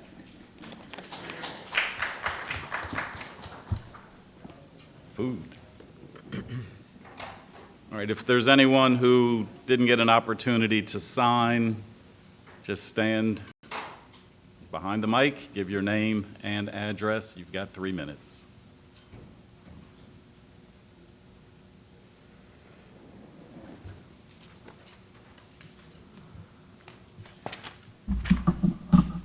Morning, council, residents. Morning. My name is Edward Nelson, 1119 Potter Street. Mr. Leitner, I was listening to your report, and it struck me that we said we had finance for the 4th of July. And I was told that we didn't because I asked a few months ago, inquired about the entertainment for the 4th of July, because we had supplied the entertainment for the last couple of years. And I was interested to still at least be a part of that. If you guys have the funding, let me know, since it's a new regime, how to apply for their services. Because I don't want us to go back to the old entertainment. We have brought some, in the last few years, some good entertainment for all ages to this city. The city is on an uptick, and I would like to keep that there. So if you can tell me the procedure, and I can work within your budget. That's not us. That's a cell phone. You've got 1 minute and 28 seconds. No, I got 5 more seconds. No, I don't need it. But that's all. And don't forget, for those who don't know, I want to tell you that we have a fundraiser raising money for Chester High basketball team. It's a battle of the classes on May the 10th at the Harris Casino. It's a great event for all ages. If you vending is free. You can contact me. You can look up Shannon Entertainment. All should come out. If you can't come out, you can also donate. I'll take $1. It's all for the kids. Forget the messenger. Just get the message. You don't have to like me. Just give me $1. It's for the kids. So thank you.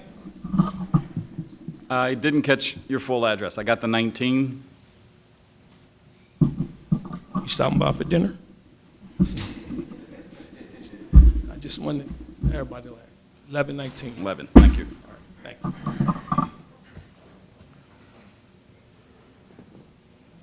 Anybody who's going to speak, just line up behind the person ahead of you, please. Good morning. My name is Inez Williams, 2300 West 4th Street. Hold on, I can't write that fast. What's the address? 2300 West 4th Street. Thank you. Go ahead. And I'm here again today. I have been here the last 3 times asking for a meeting for the landlords, and I have not yet received a date. We had a date. It's been going over a month. We had a date on the 23rd, but of course, 23rd was the election day. And still no one got back to me. We spoke last week, Mr. Leitner, and I know you were on vacation, but we haven't. Before that, I spoke to you, not to you, to Judy a week before that. She said she would get back And still, we have not yet got a date for the landlords about the code enforcers. I will make it happen today. I'm going to hold you to that. You got it. Okay. Well, hold on. Ms. Judy, is there a date?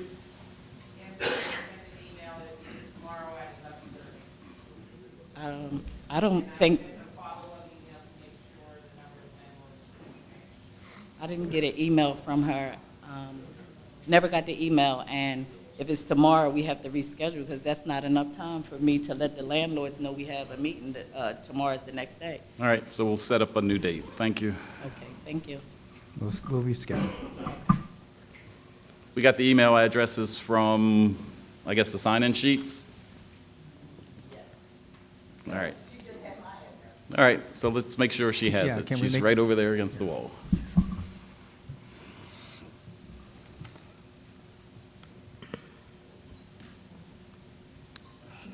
Needs to be reset. Good morning. All right, you're good to go. I know your name, just say it publicly and the address. Jamil Cotman, 725 Land Street, Chester, PA. I'm here on two different things, well, a couple different things. One is, I was informed that we're doing a Ball Against Violence June the 8th, and I was just informed that we're not partnered with the city. Last year, we partnered with the city, and we're not asking the city for no money. We do it just because we want to do things for the city, as an event for the city. We got just informed that we got to pay $400 to the city to utilize the park this year. I'm trying to find out, why is that, or can that be waived if we're doing an event that help the city and the youth in the city? Also, we will be out, Team Stride will be doing a multi-cleanup with Widener University down Sun Village this Saturday. Hopefully everyone can come out. I know some people were saying they don't want to be down Sun Village, but please, please, please come out to Sun Village this Saturday. We have a whole lot of Widener students that's coming down there on this Saturday. We will have food down there, we have water rights down there, and we're trying to do a big cleanup that Widener students definitely want to bring cleanness to the different communities, and we will be doing a lot of different cleanups within the communities. So please, please, please come out. What What day time? and time? I believe it's at, I don't have my flyer, but I believe it's at 10 o'clock, 9 or 10 o'clock. I'll get Saturday? the information to you. What day? This Saturday. This Saturday is the 27th. 27th, yes. Yes. 27th at 10 a.m., 10 a.m. Sun Village Park. Sun Village Park. Thank you. Yes, thank you. Mr. Cotman, could you send a flyer? Yes, I will be sending flyers. I just got back off vacation. I was in Jamaica. So I will send a flyer. I will have y'all the flyers to y'all, and so we can put it on the city page so everybody can know about it. Thank you. Thank you.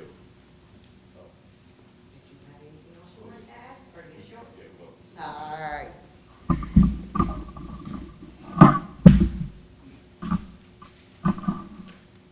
Ready? My question is, Up, up, up. oh, I'm sorry, Leanna Jones, 1111 Terrell Street. Good? My question is regarding the residential registration. I know you had a hand in starting this in Allentown. I would like to know, though, why is Allentown paying $75 a year, and their inspection is every 5 years, but you're asking for $200 a year per property from Chester? Okay, you can see him after the meeting, and he'll give you the answer. Okay. Oh, then we got a lot to talk about. God bless you. Bless you. Oh, I'm on? 1 second. 1 moment, please. Name and address. My name is Carl White. I live 1426 West 11th Street.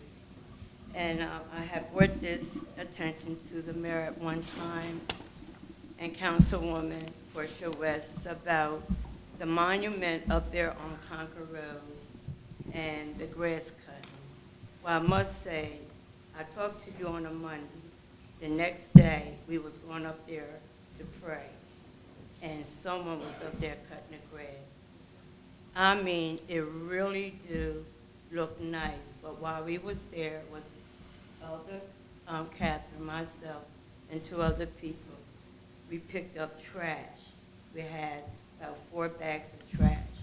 But it's still work to be done up there, and I believe that that is a part of the city of Chester. I feel as though I don't know all the information, all what is going on about coming in to take the monument from there. But that is our history. And I would like for things to stay the way it is, and I like to keep the grass cut. And the mayor did give me permission that I can plant flowers up there as well. And I'm gonna do just that. Because it really do look nice, and the people that live across the street from it, they can look out and see how beautiful it looked when the grass is cut. But they was seeing grass coming up high. And so, whoever responsibility it is, it would be really nice if it be kept up. And even if people will come with some rakes and trash bags, there's a fence, a lot of leaves and other trash. I'm willing to do it. That would be a big help because it would beautify that part of the city of Chester. Thank you. I told you to stand in line. I thought you, I get you, thank you. So you have the list, can you have his name and address, Yes, please? I Thanks. will. Christopher Dorsey, 244 Lindsay Street, Chester, PA. Say your address again, please. 244 Lindsay Street. Thank you. I have a couple of questions. First, I want to thank whoever. We had tires up there behind my house. I mean, looked like they came off a tractor. And I called and they were gone. And I was surprised when I looked out there. So whoever did it, I want to thank them for that. That's one thing. The other thing is, I just got to know with this, what's that, SPS service? I need to know, how did they get that contract? And I'm not going to be satisfied because every time I come, I'm going to ask that one question. How did they get that contract? Can somebody tell me? You said SBA? Is that the SOAR?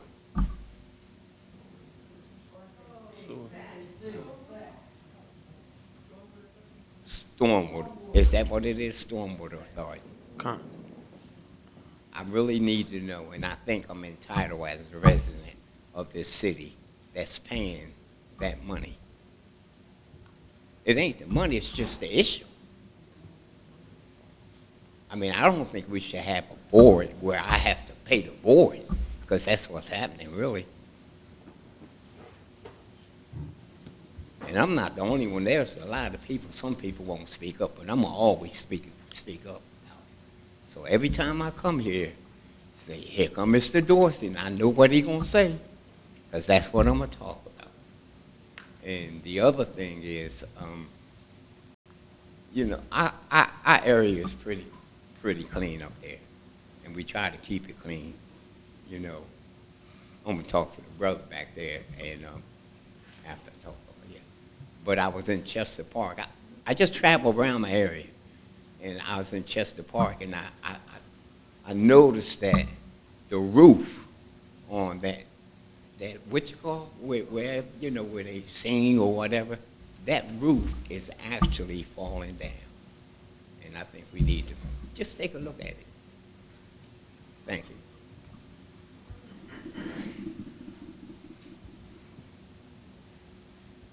Is there anyone else? All right. I think you had. Mayor, I have a question. I want to know, when did you find out about the decision that the receiver and his team made about the shutting down of, is it Engine 1? Engine 83? Because the council members, we were blindsided, didn't know a decision had been made, which I think is very disrespectful, because any decisions like that we should have had a discussion so that we could talk to you and ask you questions. And I checked my email from Monday evening on up to this morning, never got anything about the situation. You know, we're blindsided. People from the community, they elect us. They know us. They see us, okay? And then they're asking us questions about what has happened, and then concerned about the safety on the West End, you know, because I think when you take down something like that, you're limiting staff, and then they're wondering whether or not there's going to be enough coverage on the West End to protect the citizens. We have senior developments over there, we have businesses, we have a number of residents, and I believe that fire station, the history behind it, that it was put there because there was a problem with getting responses from the east side of town to come over to the west side of town to protect the residents. So, you know, I don't like being blindsided. We're still, you know, although you have the authority, the autonomy to do what you do, we know what the court says. I think we've accepted it, and we're trying to work along with you. But as a courtesy, I think you owe us a courtesy as elected officials, legislators, to let us know when you're making major decisions like that. So, Mayor,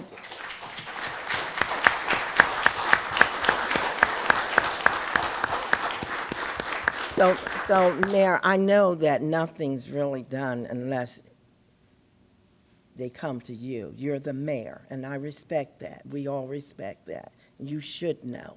But the rest of us should have known as well. So to answer your question, the email was received from our receiver to myself, Chief Leitner, and Mr. Kapoor, April 22nd. That was Monday at 8:27 a.m. I can't say that I read it at 8:27, but that's when I was notified. But then we didn't get any notification. We have a group text, too, that Justin takes care of, and I would have thought that if you knew, you two knew, that you would have texted us and let us know something so that we're not blindsided when residents come up and ask us what's happening. Are we going to have enough protection? What's going to happen to us on the West End? They're already feeling slighted about a lot of different things. So this, you know, I have questions. I want to know, does this mean we're going to have layoffs? You know, you're taking down something. Are there going to be layoffs? What's going to happen to the coverage? And then it's my understanding that our fire department, Chester's Fire Department, we're first responders for other areas. Is that not true? Okay, so if you're out on a first response call for another area and something happens in the West End, are we going to be toast or what?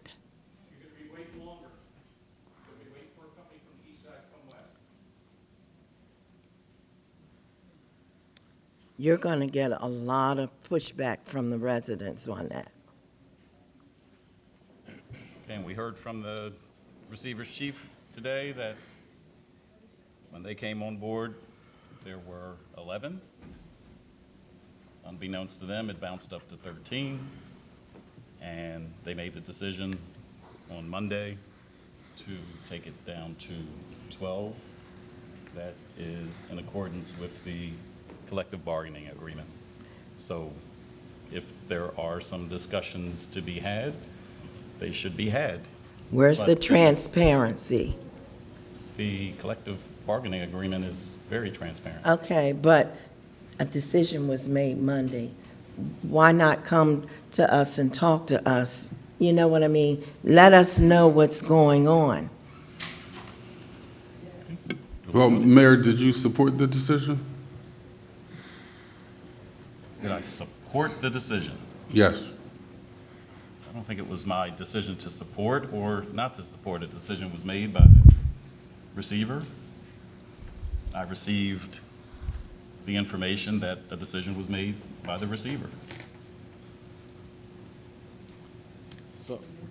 I'd like to make a general comment, and as well as hear from the receiver if we have a chance. I think that one thing that I learned growing up is from wiser citizens is that there's more than one way to skin a cat.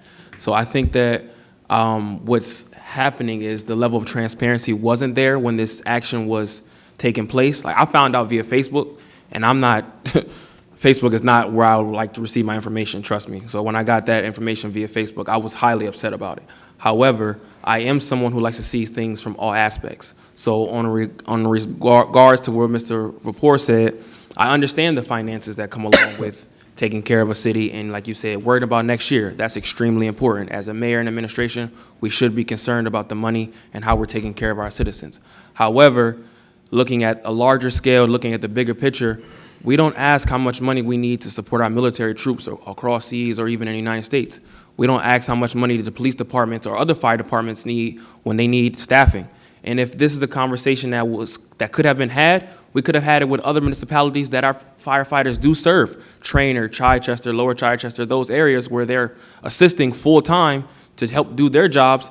Why are those other municipalities aren't trying to help the city of Chester? Those are conversations that, as council people, we should be having. We should be talking to the mayor of whoever the case may be, Brookhaven, whatever the case may be, to saying, how can we get this assistance? But we can't do that if we don't even know what's going on.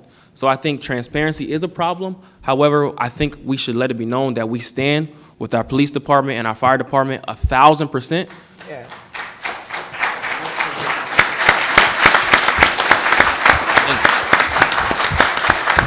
Thank you. But like I said, at the same time, this is a conversation that needs to be had on a larger scale, because there's more than one ways to get the job done. If we need to assist more and with more volunteers or whatever the case may be to keep that manpower at 13, even though contractually it says 12, I understand that a contract is a legally binding document. But is there a way that we can get around that legally binding document to still support and assist our citizens and our residents? So I think that's what the general consensus should or could be here. And I think that, Mr. Receiver, as we meet on our Wednesdays at 3, I think that we should broaden our horizon, our conversation, because it's important. And I know that you care as not a resident of the community, but as a black man, as a person who has a family, who cares about other people's safety. I know that you care. I know the mayor cares. I know that we all care. So because we care, let's put that effort forth to show how we care and how we can get this figured out. Because it's a problem. So it's a problem. It's going to continue to be a problem until it's addressed. And I think that we should address it. And I would like to address it. I agree with you, and I agree that public safety is very important. Someone sent me the message about what's happening, and it was like a smack in the face because I didn't know what was going on, but I support the fire department and our police department, and we as a city have to do better when it comes to communication. There's no communication, no proper communication. If you got something at Monday, we were all here, we could have got an email or a sit down or something, but I felt like I couldn't answer the question from our residents because I didn't know what was going on. That's all I have to say about that. I do want to shout our residents out that are keeping their community clean with the recycling and the sweeping and keeping care of their front of their homes. I ride around, I see it, it looks beautiful. You guys are doing a great job with that.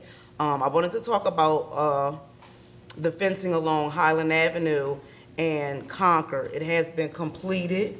There was some follow-up that was given, and they said it was completed when it wasn't. So I made a phone call to PennDOT, and they sent the guys out, and they fixed both of the fencing on Highland and on Concord, even came back and completed more further down Concord near the A field. I'm still asking questions about the fencing on 7th Street, the bridge, because it's kind of leaning. I think it was some questions about who owned it, but I will stay on it to see what kind of results we can get about that. And the other thing I wanted to mention is that we're having a peace walk on June the 8th. And if anyone would like to volunteer for that, please let me know so that I can sign you up for the Peace Walk. Thank you. Thank you.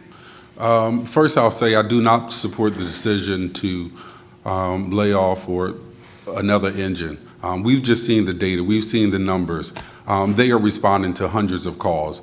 So we need to increase manpower, not decrease manpower. So I do not support that decision. I do stand with you firefighters, and as the rest of council, I knew nothing about the decision. I was not in on the decision-making or had no notice of that decision being made until I seen the post on Facebook. And on that post, they talk about let's go address our elected officials because we're the people that you elected. However, the elected officials wasn't the ones that made the decision. And I'm sorry that we couldn't be more transparent or they couldn't be more transparent to let us know so that way we can answer more of your questions because the community called me with questions, but I had no knowledge of the situation, so I couldn't answer any of the questions. And I'm sorry for that we have this miscommunication in this government, unfortunately. So I stand with you guys, and it's my hope that we can figure things out and figure out how we can afford to keep that engine up and running. So.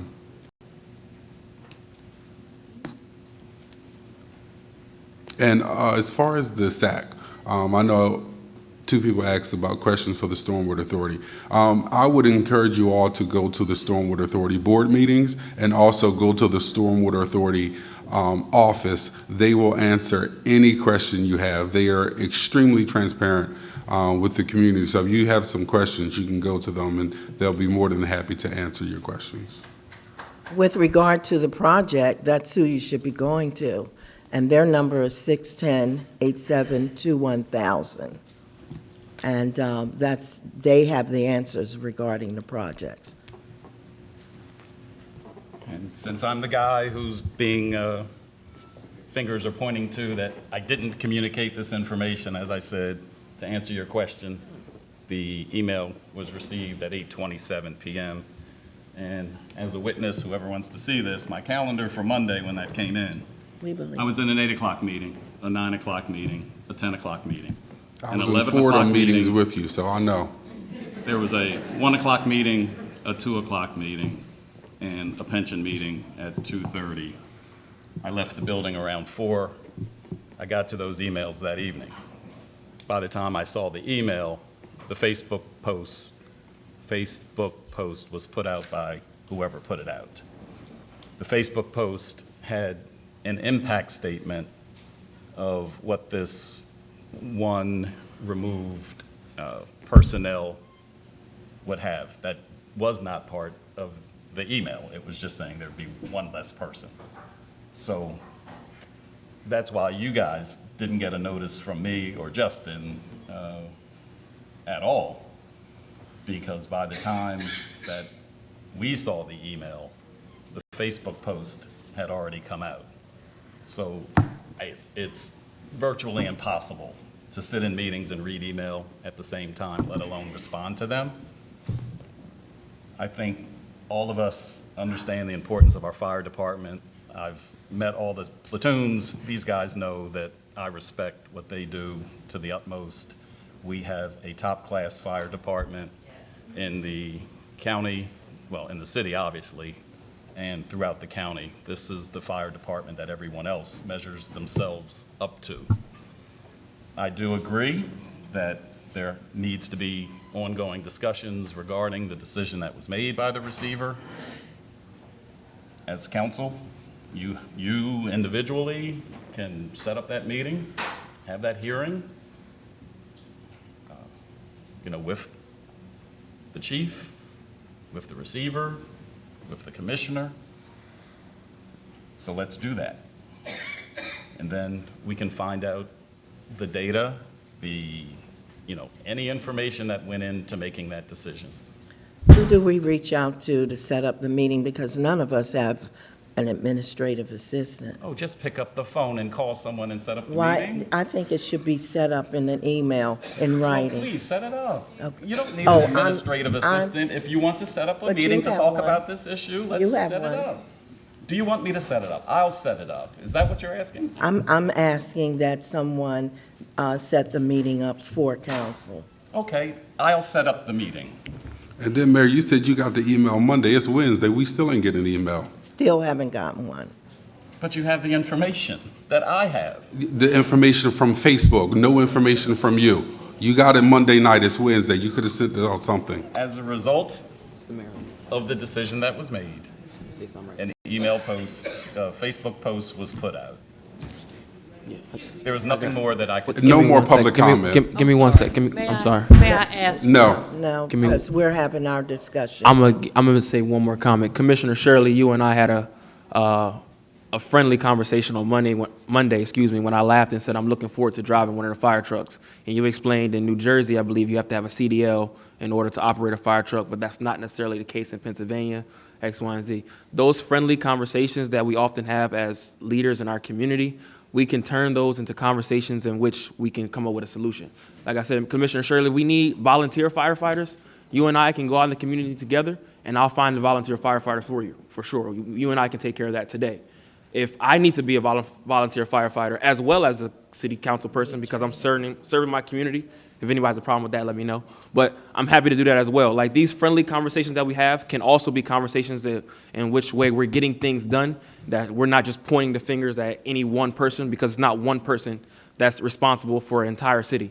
We're a community, so we all have to come together to figure this out. So I'm not pointing any fingers, and neither do I think the rest of the council are pointing any fingers. However, if something's going to get done, let's get it done ASAP, because the news comes out, and we have to hear about it ASAP from the residents. So the same way we have friendly conversations and we talk and we have each other's personal cell phone numbers, because I give mine out, I'm like the commissioner, everybody in the city has my number now, unfortunately. Like, they call me, and I'm fine with that. But I'm saying, because I'm very transparent, I want people to call me, let's figure out how we can get things done and taken care of so that way problems don't happen, because the city doesn't need any more problems. We have enough already, so let's come up with some solutions to get some things done.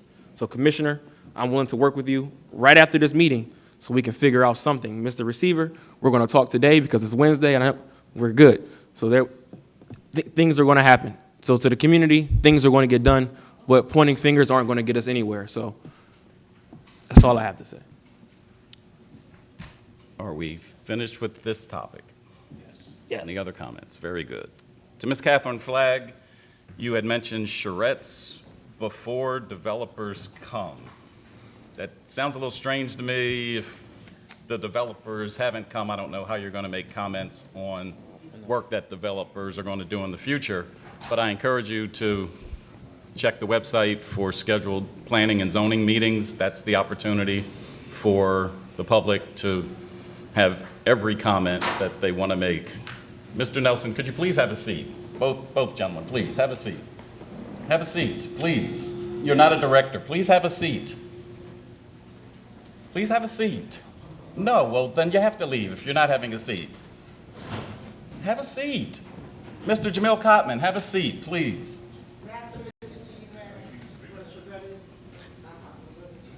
Mr. Nelson, please have a seat. That's what the seats are for. Please have a seat. Can you have a seat in the audience? This is for directors over here. Thank you. Thank you. Please have a seat. That's what the arrangement is for. Thank you. Ms. Evans, I think the answer provided by Council Lady West is the activity that's going on in Memorial Park. She's not, oh, there she is, I'm sorry. Surprised me when I went by yesterday, 2 days ago, and saw the digging yesterday. Yeah, many of us aren't happy about that. Tyra Starr, thank you for the recognition of the police commissioner. We are hearing you. Public safety is very important, especially on Avenue of the States. There's one term that you said, non-desirables, that kind of rubbed me the wrong way, but we do have a lot of people coming into our town that are migrants. People are being dropped off in our town. Some of them are unhoused. They are certainly taking up resources across the city, particularly in the homeless shelters, particularly in the feeding ministries. They're running out of food at a rate that they've never run out of food before. It's something that we have to absolutely address. Bernadette Raymond was talking about dogs, animal control. You know, when we talk about the need, and we saw it in the chart of people that we need to hire, people we need to identify, animal control is certainly one of them. The dogs that look like wolves, I've seen that white one out there. I understand it's a coyote. And he got taken care of? He's in rescue, thank you. And we do have some leash your dog signs around, you know, certain parks. It is important to have your dogs on a leash. So those of you who are within earshot, please don't let your dogs run freely throughout the parks or the neighborhoods. Leash your dogs, clean up after them. Mr. Ed Nelson, you heard from the receiver that special funds are used for fireworks. It had made no mention to entertainment. Inez Williams, meeting with landlords. I encourage you to work with Miss Judy Richards to get a new date. I don't think that date was out a while ago for the 25th, which is tomorrow. I'm sorry you guys weren't notified.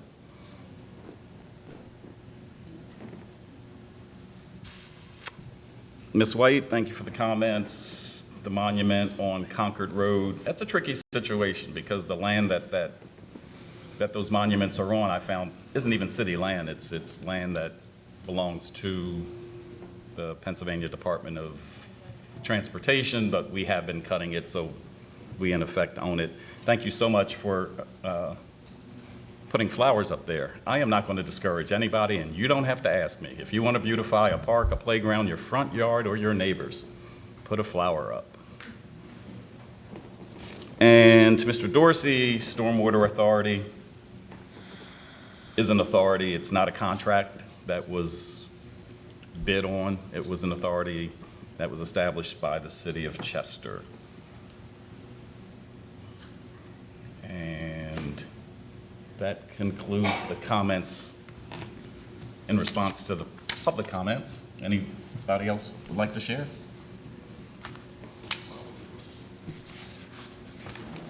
No, sir. No? Okay. Mr. Cotton said, He's talking about comments that his issue wasn't addressed at Sun Village Park on Saturday. I think that's what he's. Oh. Mr. Common, In order to get a permit for a park, there's a permit fee for using our parks, playgrounds, community rooms. I can't imagine what the problem is. Most people who do reserve our parks, playgrounds, is for a particular purpose, whether it's children, whether it's family, whether it's a special event. If there's an event that you would like to partner with the city, that would have to be done, you know, with the city. So, you know, I don't know what happened in the past, how these arrangements were made, but we're being pretty firm on the fact that if you want to use our facilities, you have to fill out a permit form and pay the fee. That's what covers the costs to cut the grass, have personnel out there to pick up trash. It was two events this weekend, and neither one of them had a fee, so I'm just trying to clarify this. Well, I don't know anything about that. I'm just telling you that. That's all I asked. It's okay though. Okay, so we're clear on that. Yes, go ahead. Come up to the mic, come on. I submitted to you and commented on the date because you can't comment on something that you're not familiar with. But I submitted it to you after you read it, you comment on it to me if not anybody else. All right, so after we're done today, just come up, put your phone number on here, and I'll read it and get back to you. I'm not sure what this charrette piece is. The one thing that wasn't commented on, though, that happened what happened on Sunday around 3 p.m. is there was a shutdown of Covanta incinerator. They had an electrical problem, PICO problem. It shut them down. I did get a couple calls that there was a lot of noise, a lot of steam being released down there. I went down there to see it for myself yesterday just to find out what progress was being made, what the issue was. They are bringing the facility back up in phases. They do have electricity, the pollution controls are back on, 3 of the 6 boilers are on, and as they go through the phases, they'll determine if there are other problems, but they are receiving truck traffic again, and the facility is back up and running at half power. I've requested of them to give me an update by 3 o'clock every day. If there's anything substantial that they're reporting, I will share it with others, but they do anticipate being back at full power by the end of the week. So for those of you who heard that loud noise on Sunday, that's exactly what it was. They were shutting down. I can imagine that in instances like that, there's going to be some violations from the EPA. We talked about some of those fines and fees that we get in Mr. Leitner's presentation. Looking forward to see how the EPA rules on what happened there.